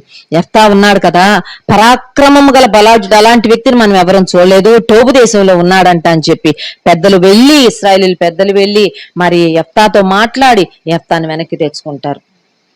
ఎంత గొప్ప విషయం అంటే, తనను కాదని తనను తరిమి వేసిన, తాను పారిపోయేటట్టు చేసిన, తాను పారిపోతే తను వెతుక్కొని తెచ్చుకొని తన ప్రజలైన ఇశ్రాయేలీయులకు ఒక కష్టం రాగానే, ఒక ఇబ్బంది రాగానే, ఒక ఆపద రాగానే వాళ్ళ మాట విని వెనక్కి వస్తాడు. వారికి న్యాయాధిపతిగా ఉండటానికి ఇష్టపడతాడు, వారి కోసం రిస్క్ తీసుకోవడానికి ఇష్టపడతాడు. అమ్మోనీయులతో ముందు మాట్లాడతాడు, మాట్లాడి సమాధానకరంగా దాన్ని సాల్వ్ చేయగలడేమో ప్రయత్నం చేస్తాడు. నాకు పరాక్రమం ఉంది కదా, నేను యుద్ధం చేయగలను, నేను ఎంతమందినన్నా చంపగలను, పోరాడగలను వెళ్ళలేదు. కానీ దేవుని ప్రణాళిక చొప్పున చాలా చక్కని మాటలు ఉంటాయి. మిస్పాలో యెహోవా సన్నిధిని తన సంగతంతయు దేవునికి వినిపించాడంట, ప్రార్థన చేసుకున్నాడు, దేవుడికి చెప్పుకున్నాడు. దేవుడిచ్చిన ప్రణాళిక చొప్పున తాను ముందుకు వెళ్తాడు. అమ్మోనీయులతో ముందు ఆ మీడియేటర్షిప్ చేసి ఆ సమస్య పరిష్కారం తీసుకురావాలని ప్రయత్నం చేస్తాడు. ఆఖరికి వాళ్ళు ఒప్పుకోరు. వాళ్ళే యుద్ధానికి ముందడుగేసినప్పుడు తప్పనిసరి పరిస్థితిలో తిరిగి తాను యెహోవా సన్నిధిలో నుండి యుద్ధానికి వెళ్తాడు. యెఫ్తా అమ్మోనీయులను జయిస్తాడు. ఇశ్రాయేలీయులకు 6 సంవత్సరాలు తాను మరి న్యాయాధిపతిగా ఉండి ఒక చక్కని అద్భుతమైన మరి పరిపాలన తాను ఇశ్రాయేలీయులకి అందిస్తాడు. మెట్టికి సమయంలో యెఫ్తా జీవితం ద్వారా మనం గ్రహించాల్సిన విషయం ఏంటంటే, తనలో టాలెంట్ ఉంది, తనకు దేవుడిచ్చిన ఒక ఇన్బౌండ్ టాలెంట్, ఆ పరాక్రమము గల బలాఢ్యుడిగా తాను పుట్టాడు. అయితే గ్రహించాల్సిన విషయం ఏంటంటే, తన్ను తాను అవైల్ చేసుకున్నాడు, తన్ను తాను దేవునికి అందుబాటులోకి తెచ్చుకున్నాడు, దేవుని ప్రజలకు అందుబాటులోకి తెచ్చుకున్నాడు, దేవుడు తన్ను వాడుకున్నాడు. ప్రియమైన వారలారా, ఉదయకాల సమయంలో నీలో దేవుడు కొన్ని టాలెంట్స్ పెట్టాడు, నీకు కొంత సామర్థ్యం ఇచ్చాడు. ఆయన మన యొక్క విశ్వాస పరిమాణం చొప్పున మనకు సామర్థ్యం ఇస్తూ వెళ్తాడంట. తన కృప చొప్పున మనకు కొంత సామర్థ్యం ఇస్తూ వెళ్తాడంట. దాంతో మనం దేవుని కోసం పని చేయాల్సిన వారంగా ఉన్నాం. మత్తయి సువార్త 25వ అధ్యాయంలో ఒక యజమానుడు దేశాంతరం పోతూ తన పని వారిని పిలిచి అక్కడ చక్కని మాట ఉంటుంది. వారి సామర్థ్యము చొప్పున ఒకనికి 5 తలాంతులు, ఒకనికి 2 తలాంతులు, మరొకనికి 1 తలాంతు ఇచ్చాడంట. తలాంత్ అయితే ఇవ్వకుండా పోలేదు, 1 తలాంతైనా ఇచ్చాడు. సామర్థ్యం ఉన్న కొద్దీ, అతనుకున్న సామర్థ్యం కొద్దీ అతడు ఏమి చేస్తాడో తెలిసి కూడా ఇచ్చాడు. నీవు నేను ఏమి చేస్తామో తెలిసి కూడా దేవుడు మనకిచ్చాడు. అయితే పాజిటివ్ యాటిట్యూడ్, మన నుంచి ఒక పాజిటివ్ రెస్పాన్స్ వస్తుందని దేవుడు ఎక్స్పెక్ట్ చేస్తున్నాడు. నీకు దేవుడు పెట్టిన టాలెంట్ ఏంటి? దాన్ని నువ్వు దేనికోసం వాడుతున్నావు? ఎవరి కోసం వాడుతున్నావు? అసలు నీలో ఉన్న వరం ఏంటో, దేవుడు నీకు ఇచ్చిన సామర్థ్యం ఏంటో నీవు గుర్తించావా? యెఫ్తా దేవుడు తనకిచ్చిన సామర్థ్యాన్ని గుర్తించాడు. పరాక్రమం గల బలాఢ్యుడిగా తాను గుర్తించాడు. Maybe he might be waiting, ఎదురు చూస్తున్నాడేమో, దేవా ఎందుకు ఇచ్చావు నాకు ఇంత పరాక్రమం? నేను ఈ రోజు ఇక్కడ ఒక వేస్ట్ ఫెలో లాగా ఈ ఎల్లరి జనాల మధ్య నేను ఎందుకున్నాను? నాకెందుకు ఇంత టాలెంట్ ఇచ్చావు? నాకెందుకు ఇంత సామర్థ్యం ఇచ్చావు? నాకెందుకు ఇంత బలం ఇచ్చావు? నేను ఎప్పుడు వాడాలి నీకోసం? ఎలాగ వాడాలి నేను? దేవుడు తగిన కాలమందు, తగిన సమయమందు యెఫ్తాను తిరిగి తీసుకుని వచ్చాడు. ఒక అవకాశం ఇచ్చాడు. వెంటనే యెఫ్తా తను అవైల్ చేసుకున్నాడు. God is expecting our availability. మనం ఆయనకు అందుబాటులో ఉండాలని కోరుకుంటున్నాడు. అది గుర్తుపెట్టుకుందాం. ఇట్స్ నాట్ అవర్ ఎబిలిటీ, మనకు సామర్థ్యం మీద కాదు, కానీ మనం ఆయనకు అవైలబుల్ గా ఉంటే ఆయన మనల్ని వాడుకుంటాడు. మరి ఒకవేళ మనకి ఎబిలిటీ ఉంటే మరి నిశ్చయంగా వాడుకుంటాడు కదా. యెఫ్తాను వాడుకున్నాడు కదా. యెఫ్తాలో దేవుడు ఒక ఎబిలిటీని పెట్టాడు. ఆ ఎబిలిటీని ఎబిలిటీతో సహా, సామర్థ్యంతో సహా దేవుడికి తను అవైల్ చేసుకున్నాడు. దేవుడు యెఫ్తాను వాడుకున్నాడు. ఉదయకాల సమయంలో మనం జ్ఞాపకం పెట్టుకుందాం. పరాక్రమం గల బలాఢ్యుడైన యెఫ్తా తన సామర్థ్యంతో, తన తలాంతుతో, తన వరముతో తాను దేవునికి అందుబాటులోకి తెచ్చుకున్నాడు. దేవుడు తను వాడుకున్నాడు. తన జీవితానికి ఒక సార్థకత దొరికింది. కనుక నిమ్రోదు, ఆ తర్వాత వ్యక్తి నయమాను, 3వ వ్యక్తి యెఫ్తా. 4వ వ్యక్తిని జ్ఞాపకం చేస్తాను. న్యాయాధిపతుల గ్రంథము 6వ అధ్యాయం.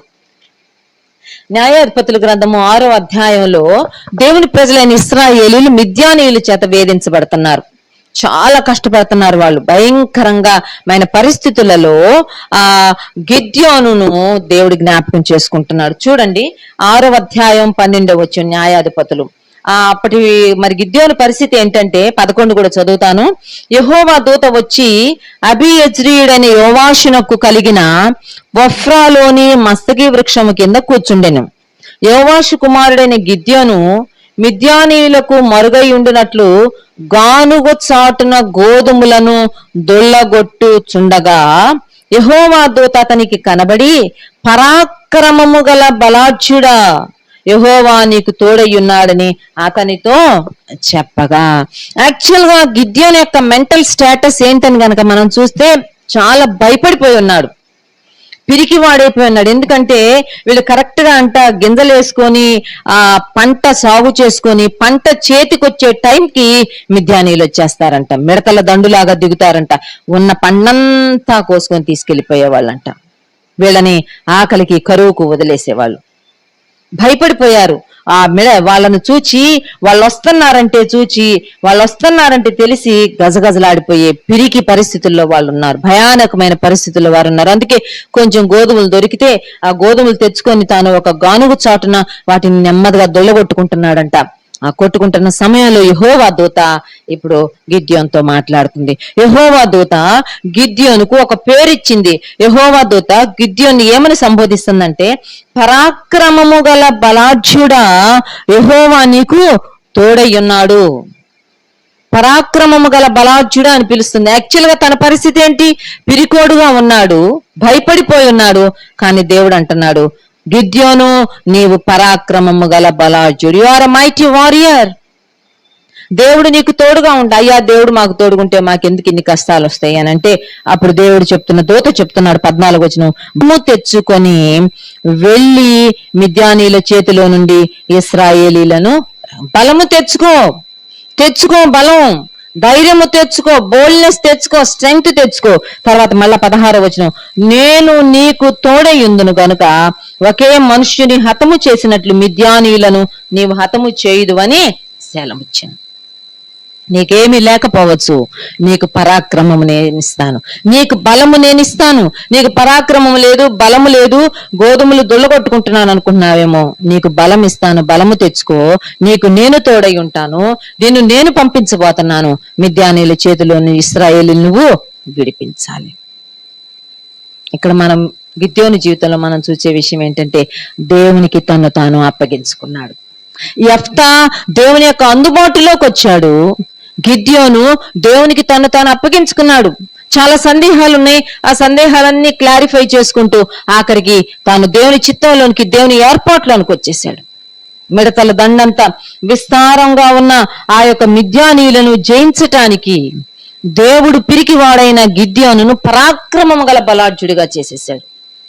సమకూర్చు, ఇశ్రాయేలీలను సమకూర్చు అని అంటే 32,000 మంది వచ్చారంట మిద్యానీయుల మీద యుద్ధానికి వెళ్ళడానికి. దేవుడు చెప్పాడంట, అంతమంది అవసరం లేదు గిద్యోను, ఎవరెవరికి భయం వేస్తుందో వెళ్ళిపోమని చెప్పు అని చెప్పాడు. ఆ 7వ అధ్యాయంలో ఉంటది. ఎవడు భయపడి వణుకుచున్నాడో 3వ వచనం, వాళ్ళందరినీ వెళ్ళిపోమని చెప్తే 22,000 మంది వెళ్ళిపోయారంట. 32,000 మందిలో 22,000 మంది వెళ్ళిపోయారు, 10,000 మంది మిగిలారు. దేవుడు అన్నాడండి, ఇంతమంది కూడా అక్కర్లేదు, నేను పరాక్రమము గల బలాఢ్యుడును, పరాక్రమము గల పరాక్రమశాలిని, నిన్ను పరాక్రమం గల బలాఢ్యుడుగా వాడుకోబోతున్నాను. వీళ్ళెవరి అవసరం లేదు, ఇంతమంది అవసరం లేదు, మనకి 10,000 మంది మన అవసరం లేదు. తీసుకు 10,000 నీళ్ళ దగ్గరికి తీసుకొని వెళ్ళు. ఎవరు కుక్క గతికినట్లుగా నీళ్లు తాగుతారో వాళ్ళను మాత్రమే పక్కన పెట్టు. నీళ్లు తాగడానికి వంగి ఎవరు కుంగిపోతారో, ముందుకు పడతారో వాళ్ళందరినీ వెనక్కి పంపించేసి అన్నాడంట. ఈ టెస్ట్ పెట్టినప్పుడు అక్కడ కేవలం 300 మంది మాత్రమే ఆ పరీక్షలో గెలిచారు. మిగిలిన వారందరినీ 9,700 మందిని వెనక్కి పంపించేశారు. కేవలం 300 మంది మిడతల దండంత మిద్యానీయుల ముందు 300 మంది ఎంతవరకు ఏమి దేనికి పనికొస్తారు?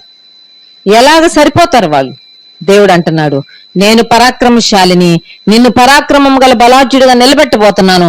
ఇప్పుడు ఇదిగో యుద్ధాయుధాలు కూడా ఏమీ లేవు. ఈ 300 మందికి ఒక్కొక్కరు 3 వస్తువులు పట్టుకోవాలి.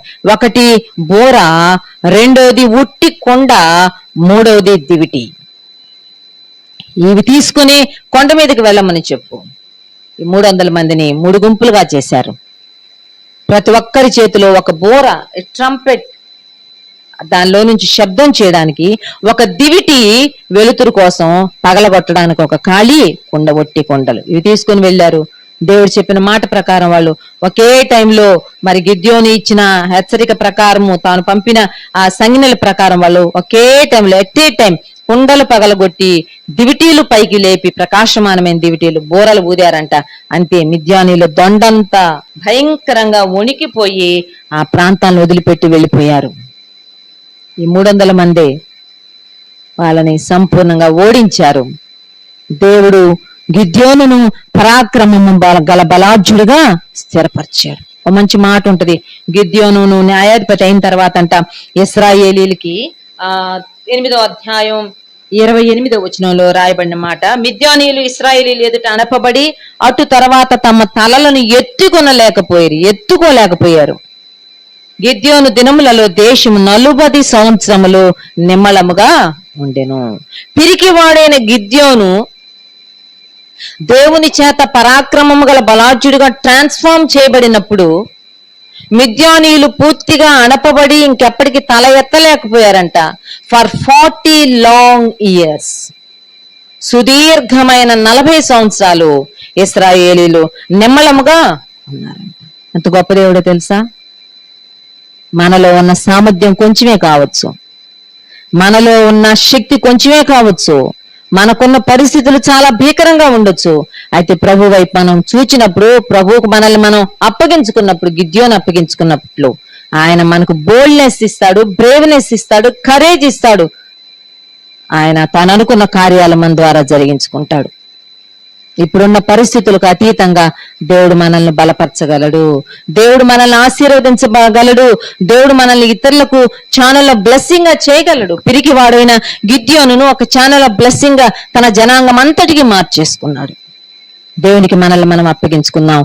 గిద్యోనును దేవుడు పరాక్రమం గల బలాఢ్యుడిగా పిలిచి, పరాక్రమం గల బలాఢ్యుడిగా తయారు చేసి అద్భుతమైన కార్యాన్ని తన ద్వారా తన ప్రజలకు జరిగించాడు. కనుక ప్రభువుకు మనం అప్పగించుకుందాం. ఆయన పరాక్రమవంతుడైన దేవుడు, ఆయన ధైర్యవంతుడైన దేవుడు, ఆయన ధైర్యశాలి. తొదకు మనం గుర్తుపెట్టుకోవాల్సింది ఏంటంటే, మనము కూడా we need to be courageous, ధైర్యంగా ఉండాలి. 5వ వ్యక్తిని చెప్పి నేను మరి ముగింపులోకి తీసుకొస్తా. చూడండి, ఆ కాలేబును గురించి జ్ఞాపకం చేసుకుందాం. యెహోషువ గ్రంథము 14వ అధ్యాయం,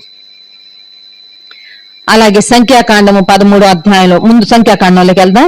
సంఖ్యాకాండము 13వ అధ్యాయం 13వ అధ్యాయం 30వ వచనం. సంఖ్యాకాండంలో మనకి కనాను దేశాన్ని వేగు చూడడానికి మోషే 12 గోత్రాల నుంచి 12 మంది వ్యక్తుల్ని ఎన్నిక చేసి ఆ దేశాన్ని వేగు చూచి రమ్మని పంపిస్తాడు. వాళ్ళల్లో యెఫున్నె కుమారుడైన కాలేబు కూడా వెళ్తాడు. వెళ్ళి తాను ఆ ప్రాంతాలను చూస్తాడు. యెహోషువ కూడా వెళ్తాడు. చూచి తిరిగి వస్తారు. తిరిగి వచ్చిన తర్వాత ఆ 12 మందిలో 10 మంది వేగులు వారు, అమ్మో ఆ దేశంలో ప్రజలు చాలా హైట్ ఉన్నారు, వెయిట్ ఉన్నారు, భీకరంగా ఉన్నారు, వాళ్ళ ముందు మనం మిడతల్లాగా ఉన్నాము అని చాలా భయానకమైన వార్తలు తీసుకొని వచ్చి చెప్తారు. అయితే 13వ అధ్యాయం 30వ వచనం చూడండి, కాలేబు ఇస్తున్న ఇన్ఫర్మేషన్. కాలేబు మోషే ఎదుట జనులను నిమ్మలపరచి, మనము నిశ్చయముగా వెళ్ళుదము, దానిని స్వాధీనపరచుకుందము, దానిని జయించుటకు మనకు శక్తి చాలును అనేను. 10 మంది ఏమో శక్తి చాలదు, ఆ జనులు మనకంటే బలవంతులు, మనం వారి మీదకి పోజాలము అని 10 మంది చెప్తుంటే, కాలేబు చెప్తున్నాడు, మనం వెళ్తాము, వాళ్ళని జయిస్తాము, వాళ్ళని స్వాధీనం చేసుకుంటాం. కాలేబు అంటే అర్థము పరాక్రమవంతుడు. నిమ్రోద్ అంటే అర్థము తిరుగుమాటు చేసేవాడు, దైవద్రోహి. కాలేబ్ అంటే అర్థము పరాక్రమం కలిగిన వాడు. పరాక్రమం గల మాటలు మాట్లాడుతున్నాడు, ధైర్యంతో కూడిన మాట్లాడు, ధైర్యము పుట్టించే మాటలు మాట్లాడుతున్నాడు.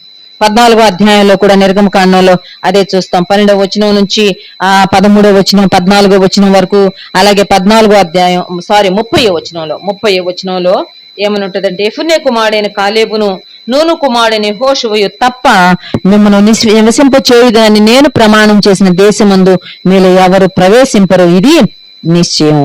దేవుడు చెప్పేశాడు, వాళ్ళిద్దరిని తీసుకెళ్తా, మిమ్మల్ని తీసుకెళ్ళను. ఎందుకో తెలుసా?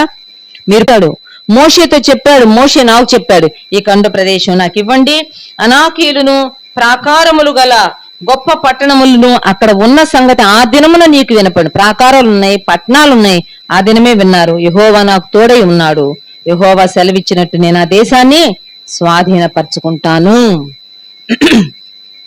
పరాక్రమము కలిగిన కాలేబు, యుద్ధశూరుడైన కాలేబు, వృద్ధాప్యంలోకి వచ్చేసినా కూడా, వయసు పైబడినా గాని తన యొక్క మనోధైర్యం వీడలేదు, తనకున్న ఆ ధీరత్వాన్ని వీడలేదు.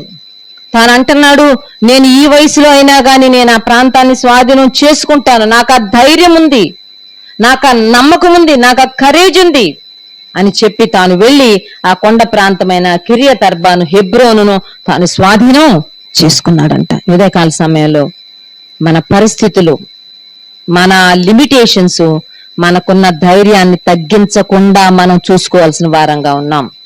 బిడ్డలంగా మనం ఆయనలాగా పరాక్రమం కలిగి ధైర్యం కలిగి ఉండాలి.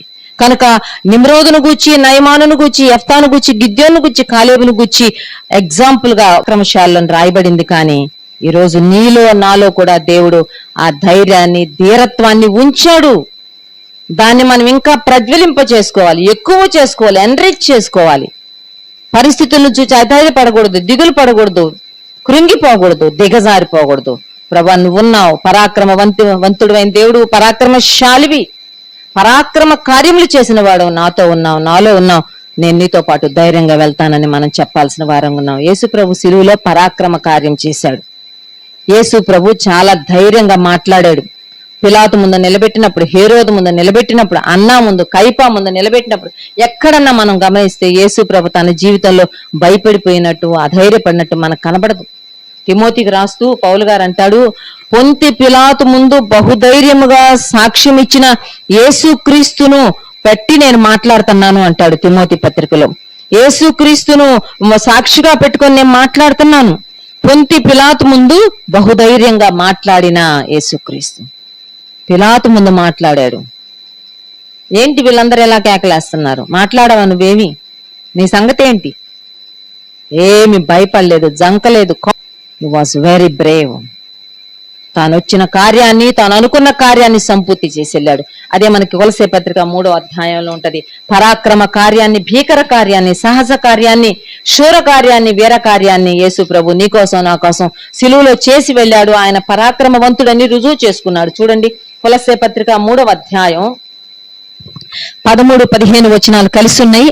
అపరాధముల వలనను శరీరమందు సున్నతి పొందక ఉండుట వలనను మీరు మృతులై ఉండగా దేవుడు వ్రాతరూపకమైన ఆజ్ఞల వలన మన మీద రుణముగాను మనకు విరోధముగాను ఉండిన పత్రమును మేకులతో సిలువకు కొట్టి దాని మీది చేవ్రాతను తుడిచివేసి మనకు అడ్డము లేకుండా దానిని ఎత్తివేసి మన అపరాధములన్నిటినీ క్షమించి ఆయనతో కూడా మిమ్మును జీవింపచేసెను. ఫస్ట్ మన స్టేటస్ మీరు మృతులై ఉన్నారు. ఆ తర్వాత ఆయన మనల్ని ఆయనతో కూడా జీవింపచేస్తున్నాడు. మనకు అడ్డంగా ఉన్న అపరాధాలు, పాపాలన్నీ కొట్టేశాడు. మనకి విరోధంగా రాయబడిన పత్రాన్ని మేకులు కంటకొట్టాడు. అపరాధాలను కొట్టివేశాడు, చేవ్రాతను తుడిచివేశాడు, మనకు అడ్డం లేకుండా ఎత్తివేశాడు. ఈ రోజు మనల్ని ఆయనతో పాటు జీవింపచేశాడు. ప్రధానులను, అధికారులను నిరాయుధులనుగా చేసి శిలువ చేత జయోత్సవముతో వారిని పట్టి తెచ్చి బాహాటముగా వేడుకకు కనపరిచాడు. శిలువ ద్వారా, తన శిలువ మరణము ద్వారా జయోత్సవంతో ప్రధానులను, అధికారులను నిరాయుధులుగా చేసి వాళ్ళని పట్టి తెచ్చి వేడుకగా మనందరి ముందు కనపరిచాడు. శత్రువును ఓడించాడు. శత్రుగణం ఓడిపోయింది. పాపానుకున్న, మరణానుకున్న ముళ్ళు, పాపపు ముళ్ళు విరిచివేశాడు శిలువలో. ప్రియమైన వారులారా, ఉదయకాల సమయంలో ప్రభువు చేసిన భీకర కార్యాన్ని, పరాక్రమ కార్యాన్ని జ్ఞాపకం చేసుకుందాం. ఎవరిస్తారు మనకు? మన పాపం నుంచి, అపరాధాల నుంచి విముక్తి, మన దోషాల నుంచి నివృత్తి ఎవరు కలుగు చేయగలరు? పరాక్రమవంతుడైన యేసుక్రీస్తు చేశాడు ఈ కార్యాన్ని. మన దోషాలు, మన అపరాధాలు, మన పాపాల వలన మనం చచ్చిన వారమై ఉండగా ఆయన మన క్రీస్తుతో కూడా బ్రతికించాడు. ఈ రోజు మనకు ఒక నూతన అధ్యాయం, ఈ రోజు మనకు ఒక నూతన జీవితం, న్యూ లైఫ్ మనకి ఇవ్వబడింది. ఈ రోజు మనం బ్రతుకుతున్నాం ప్రభు కోసం. ధైర్యంగా బ్రతుకుదాం, పరాక్రమంతో బ్రతుకుదాం, ముందుకు సాగి వెళ్దామండి. హెబ్రీ పత్రికలో ఒక మాట ఉన్నది. 13వ అధ్యాయంలో ఆ హెబ్రీ గ్రంథకర్త అంటాడు. చూడండి హెబ్రీ పత్రిక 13వ అధ్యాయం 6వ వచనం. కాబట్టి ప్రభువు నాకు సహాయుడు, నేను భయపడను, నరమాత్రులు నాకేమి చేయగలరు అని మంచి ధైర్యముతో చెప్పగలవారమై ఉన్నాం. మంచి ధైర్యంతో ఉందాం, మంచి ధైర్యంతో చెప్పగలవారమై ఉందాం. ప్రభువు నాకు సహాయుడు. మనకు విరోధంగా రూపింపబడిన ఈ ఆయుధం వర్ధిల్లతో ధైర్యంగా మనం ముందుకు సాగి వెళ్దాం. కొరింథీ పత్రికలో ఉంటుంది. 1 కొరింథీ పత్రిక 16వ అధ్యాయం 12వ వచనం. బలవంతులయుండుడి, పౌరుషము గలవారయుండుడి. ధైర్యముగా be strong, brave, be of great courage. ధైర్యంగా ఉండమని రాయబడింది. కనుక ఉదయకాల సమయంలో ధైర్యంతో ముందుకు సాగి వెళ్దాం. హెబ్రీ పత్రిక 11వ అధ్యాయంలో విశ్వాస వీళ్ళని గురించి రాయబడింది. వాళ్ళు విశ్వాసం ద్వారా ఏమేమి చేశారు అని చాలా కార్యాలు రాస్తూ ఆఖరికి ఒక మాట రాయబడింది. 33, 34 వచనాలు కలిసి ఉన్నాయి. స్టార్టింగ్ ఏమని ఉంటదంటే, వారు విశ్వాసము ద్వారా అనుంది. విశ్వాసం ద్వారా రాజ్యాలు జయించారు, నీతి కార్యాలు జరిగించారని వచ్చి 34వ వచనం ఆఖరులైన యుద్ధములో పరాక్రమశాలురు. యుద్ధాలు చేశారు, యుద్ధాల్లో పారిపోలేదు, యుద్ధాల్లో ఓడిపోలేదు, యుద్ధాల్లో పరాక్రమశాలులుగా అన్యుల సేనలను పారద్రోలేరంట. శత్రువులను పారద్రోలారు. యుద్ధాల్లో పరాక్రమశాలు. యోబు గ్రంథంలో ఉంటది, భూమి మీద నరుని కాలం యుద్ధ కాలం వంటిది కాదా? ఈరోజు మనం యుద్ధ భూమిలో ఉన్నాం.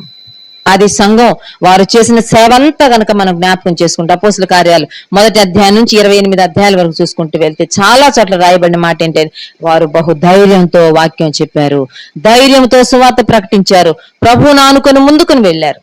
దేవుడు కూడా ఒకసారి, దేవుని దూత ఒక రాత్రి పౌలు కనబడి చెప్తది, పౌలు భయపడొద్దు, నీవు ఈ రోజు యెరూషలేములో ఎలాగో నా గురించి సాక్ష్యం చెప్తున్నావో, రోమాలో కూడా నా గురించి నువ్వు సాక్ష్యం చెప్పాలి, ధైర్యంగా ఉండని చెప్పి ప్రభువు దూత పౌలును ధైర్యపరుస్తుంది. అది అపోస్తుల కార్యాలు 23వ అధ్యాయం 11వ వచనంలో ఉంటుంది. మన ప్రభు ధైర్యపరిచేవాడు, మనం ధైర్యంగా ఉండాలి. ప్రార్థన చేసుకుందాం పిల్లరా, ప్రార్థన చేసుకుందాం.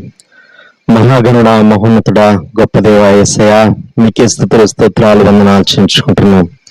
దేవా మరి తండ్రి ప్రభా, మీరు ఎంత పరాక్రమశాలి గల దేవుడు ఉన్నారు. దేవా మీరు మాకు వివరించిన విధానం అంతటి కూడా స్తోత్రాలు చెల్లించుకుంటున్నాం. దేవాను ప్రభు యాకోబు అంటున్నాడు, దేవా నా దేవుడు పరాక్రమం గలవాడు అని అంటున్నాడు. దేవా మీకు స్తోత్రాలు చెల్లించుకుంటున్నాం. అవును ప్రభా, మీరు పరాక్రమ కార్యములు చేసినటువంటి గొప్ప దేవుడవు, మీ స్తోత్రాలు. దేవ ఎర్ర సముద్రాన్ని పాయలుగా చేసిన దేవుడవు, దేవ ఆకాశం నుంచి అగ్నిని కురిపించినటువంటి దేవుడవు, దేవా మరి తండ్రి యోర్దాను నదిని పాయలుగా చేసినటువంటి దేవుడవు, అనేకమైనటువంటి గొప్ప కార్యములు జరిగించినటువంటి పరాక్రమం గల దేవుడవు మీరు. దేవాంధ్ర బట్టి మీ స్తోత్రాలు వందనాలు చేయించుకుంటున్నాను ఆయన. దేవా మిమ్మల్ని దేవుడిగా కలిగి మేము సాగిపోవడానికి మాకు ఇచ్చినటువంటి భాగ్యం కొరకు స్తోత్రాలు చేయించుకుంటున్నాం. అవును ప్రభా మరి తండ్రి, అయ్యా పరిశుద్ధ గ్రంథంలో దేవా అనేక మంది పరాక్రమం కలిగినటువంటి వాళ్ళు దేవా మరి తండ్రి మీరు మా ఎదుటికి తీసుకొచ్చిన విధానం అంతటి కూడా స్తోత్రాలు వందనాలు చేయించుకుంటున్నాం. మమ్మల్ని కూడా మీ ఆత్మశక్తి బలంతో నింపమని ప్రార్థన చేస్తున్నాం. పరాక్రమం కలిగినటువంటి వారంగా మేము కూడా సాగిపోవడానికి సహాయం చేయమని ప్రార్థన చేస్తున్నాను ఆయన. దేవా మరి నాయన ప్రభా యేసయ్య మీరు శిలువలో మీరు పరాక్రమ కార్యములు మీరు జరిగించారు. దేవా మరి తండ్రి నాయన మా యొక్క పాప రుణ పత్రాన్ని మీరు నాయన చింపివేశారు, దేవా కొట్టివేశారు, దేవా ఆ చేరాతను మీరు తుడిపి వేశారు. గొప్ప కార్యం, గొప్ప పరాక్రమం కలిగినటువంటి కార్యాన్ని మీరు జరిగించారు. తద్వారా మీ విడుదలగా మీ సొత్తుగా మమ్మల్ని చేసుకున్నారు. మీ స్తోత్రాలు చెల్లించుకుంటున్నాం. అవును ప్రభా మరి తండ్రి నాయన మీరు పరాక్రమం గలవారు. దేవా మరి తండ్రి మిమ్మల్ని బట్టి మేము కూడా నాయన ధైర్యం తెచ్చుకొని దేవా మేము కూడా పరాక్రమం కలిగినటువంటి వారంగా ధైర్యంగా మేము నాయన ముందుకు సాగిపోవడానికి మాకు సహాయం చేయమని ప్రార్థన చేస్తున్నాం. స్తోత్రాలు ఆయన. దేవా అవును ప్రభా మరి హెబ్రీయులకు రాసినటువంటి పత్రికలో దేవా విశ్వాస వీరులు ప్రభా వారి యొక్క పరాక్రమ కార్యములను బట్టి యుద్ధాలు జరిగించారు, యుద్ధాల్లో పరాక్రమవంతులయ్యారని మీరు సెలవిచ్చారు. మీ స్తోత్రాలు చేయించుకున్నాం. కృప చూపించమని ప్రార్థన చేస్తున్నాను. శక్తి బలంతో మమ్మల్ని నింపమని ప్రార్థన చేస్తున్నాం. మీ ఆత్మతో మమ్మల్ని నింపండి. సమస్త విషయాల్లో సహాయం చేయండి. ఇదిగో సమస్త ఘనత మహిమ ప్రభావాలు మీకు ఆరోపించుకుంటున్నాను ఆయన. దేవా కృప చూపించమని మరలా ప్రభా ఈ రీతిగా మరి తండ్రి చివరి పర్యంతరం మీ సన్నిధి కాపుదల దూతల భద్రత క్షేమం మా అందరికి మీరు కలుగు చేయమని యేసుక్రీస్తు వారైతే పరిశుద్ధమైన నామంలో స్తుతించి ప్రార్థన చేసి అడిగి వేడుకుంటున్నాం పరలోకపు తండ్రి, ఆమేన్. మన తండ్రి అయిన దేవుని యొక్క ప్రేమ, కుమారుడైన యేసుక్రీస్తు యొక్క కృప, పరిశుద్ధాత్మ యొక్క అన్యోన్య సహవాసం, ఆశీర్వాదం, దీవెన సదాకాలం మనందరికీ తోడైనను గాక. ఆమేన్.